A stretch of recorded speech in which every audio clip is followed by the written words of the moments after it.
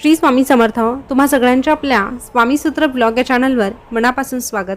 स्वामी भक्त हो, आज पुन्हा एकदा तुमच्यासाठी नवीन स्वामी संदेश घेऊन आलेले आहे. आजचा स्वामी संदेश नेहमीप्रमाणे खूप खास असणार आहे.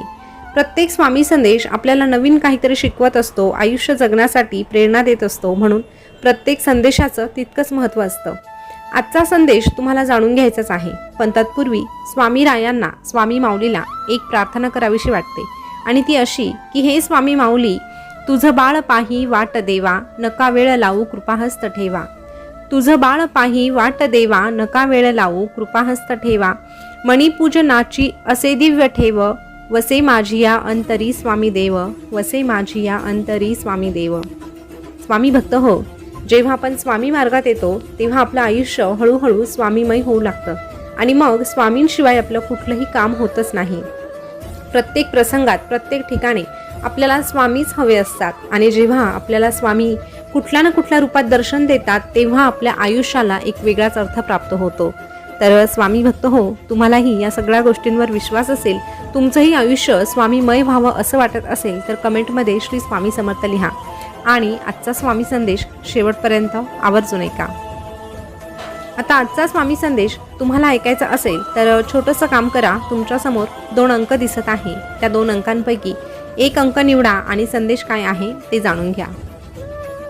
तर तुम्ही तुमच्यासाठी एक अंक निवडला असेल अशी मी आशा करते आणि संदेश काय आहे तेही सांगते. तर बघा, आता ज्यांनी 95 हा अंक निवडला त्यांना स्वामी महाराज काय सांगतात ते बघूया.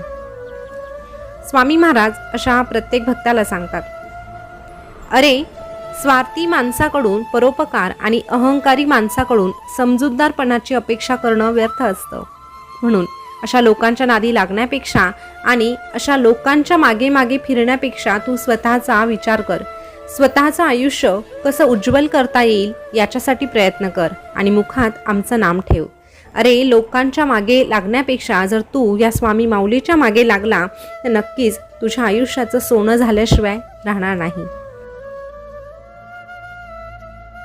कधी कधी तुझ्या आयुष्यात तुला अपयशाला सामोरं जावं लागतं, पण त्यालाही तू घाबरू नकोस.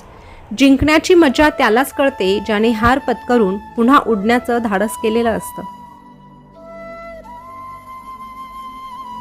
परिपक्व माणसाची ओळख 3 गोष्टींवरून करावी. प्रथम, त्या व्यक्तीमध्ये, त्या माणसामध्ये नम्रता असते. दुसरं म्हणजे त्याच्या बोलण्यात एक प्रकारचा गोडवा असतो. तिसरी गोष्ट म्हणजे त्याच्या चेहऱ्यावर जबरदस्त असा विश्वास असतो. या 3 गोष्टी जर तुझ्याकडे असतील तर तू घाबरू नकोस. तुझ्या संघर्षाचं रूपांतर आम्ही यशामध्ये केल्याशिवाय राहणार नाही. म्हणून संघर्ष करत राहा. तुझ्या प्रत्येक संघर्षामध्ये आम्ही तुझी साथ देऊ. जीवन जगत असताना रागावर आणि क्रोधावर नियंत्रण ठेव. अहंकारापासून दूर राहा. त्यानेच खऱ्या अर्थाने तुला यशस्वी होण्यास मदत मिळणार आहे. कारण उदाहरण घे एका माचिसचं. माचिसच्या काडीला डोकं असतं पण मेंदू नसतो. माचिसच्या काडीला डोकं असतं पण मेंदू नसतो. म्हणून थोड्याशा घर्षणाने ती लगेचच पेटून उठते आणि ती त्यानंतर स्वतःलाही जाळून घेते. परंतु तुझ्याजवळ तर डोकंही आहे आणि तुला मेंदूसुद्धा आहे विचार करण्यासाठी. मग तू का म्हणून लहान सहान गोष्टीवरून पेटून उठतो? लगेचच तुझ्या मनामध्ये क्रोधाला जागा देतो, राग व्यक्त करतो. अरे हीच ती वेळ असते स्वतःला शांत ठेवण्याची, संयम ठेवण्याची, स्वस्थ राहण्याची. म्हणून कितीही परिस्थिती बिकट असली, कितीही परिस्थिती बिघडलेली असली तरीही तू मात्र शांत राहा. तुझं मन शांत ठेव, स्वस्थ राहा आणि डोकं शांत ठेवूनच निर्णय घे, विचार कर. अरे जेव्हा तू शांत डोकं ठेवून विचार करतो आणि मग निर्णय घेतो ना, तेव्हा तो निर्णय योग्यच ठरतो.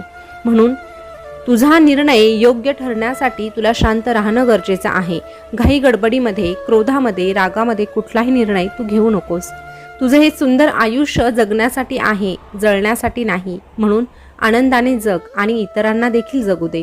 मुखात सदैव आमचं नाम ठेवून तुझे कर्म करत राहा.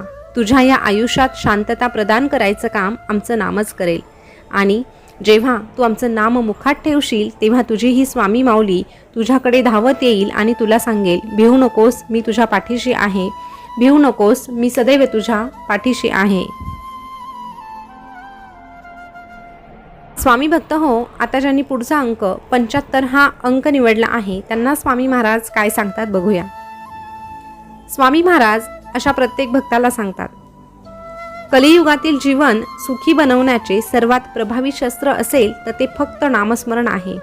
अरे, या कलियुगामध्ये तुला खूप जप-तप करण्याची गरज नाही, तुला खूप ध्यानधारणा करण्याची गरज नाही, तुला गरज आहे ती फक्त नामाची. तू फक्त आमचं नाम जरी घेतलं ना तरीही तुला पुण्य प्राप्त होणार आहे. जगाच्या मागे पुढे पळण्यापेक्षा आमच्या दरबारात वेळ घालव आणि जीवनाचं सोनं करून घे. अरे, इतरांच्या मागे पुढे करण्यात तू वेळ घालवतो, पण त्याने कधीही तुला तुझ्या मनासारख्या गोष्टी घडवता येत नाही. तेच जर तू आमचं नाम घेतलं आणि आमच्या नामात रमला तर तुझी प्रत्येक गोष्ट, प्रत्येक इच्छा पूर्ण करण्यासाठी आम्ही तुला मदत करू. अरे, तू नशिबाला दोष देतो, पण प्रारब्ध म्हणजे नशीब किंवा भाग्य असा त्याचा अर्थ होत नाही. तुझ्या वागण्यातून, तुझ्या बोलण्यातून आणि तुझ्या कृतीतून तू तुझे प्रारब्ध घडवत असतो. कर्म हे सर्वश्रेष्ठ असतात आणि तू जर तुझे कर्म चांगले ठेवले ना तर तुझे प्रारब्ध देखील निश्चितच चांगले घडते. म्हणून प्रत्येक वेळेस नशिबाला दोष देत बसण्यापेक्षा आणि भाग्याला कोसण्यापेक्षा तुझे प्रारब्ध चांगले ठेव. येता जाता कर्म चांगले करत राहा. सगळं काही तुझं चांगलं होण्यासाठी तुझे कर्मच तुला मदत करत असतात.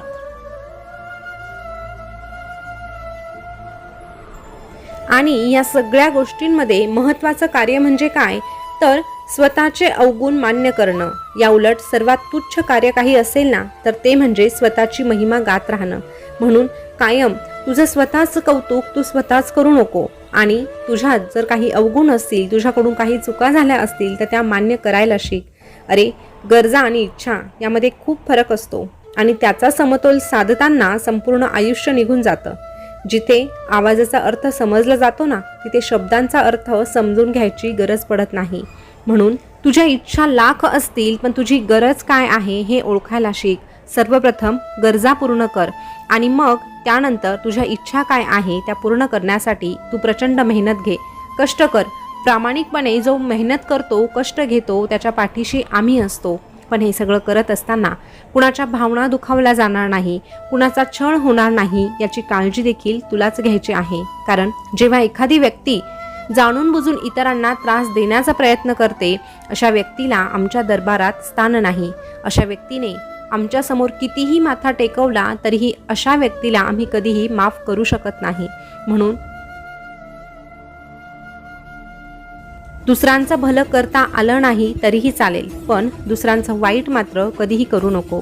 अरे, जो दुसऱ्यांचं वाईट करण्याचा साधा विचार जरी करतो ना तेव्हा त्याचं वाईट ही नियती करत असते. आणि जो व्यक्ती फक्त दुसऱ्यांचं चांगलं होईल असा विचार जरी मनात आणतो ना तेव्हा अशा व्यक्तीच्या आयुष्यात सगळ्या काही गोष्टी चांगल्या करण्याची जबाबदारी हा ब्रह्मांड नायक उचलत असतो.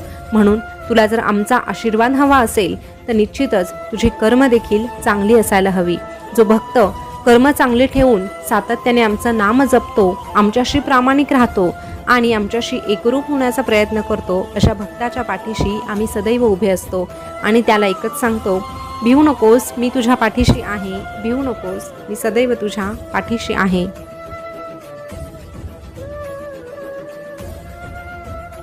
स्वामी भक्त हो, आजचा स्वामी संदेश तुम्ही ऐकला असेल तर आजचा संदेश खूप मोलाचा होता.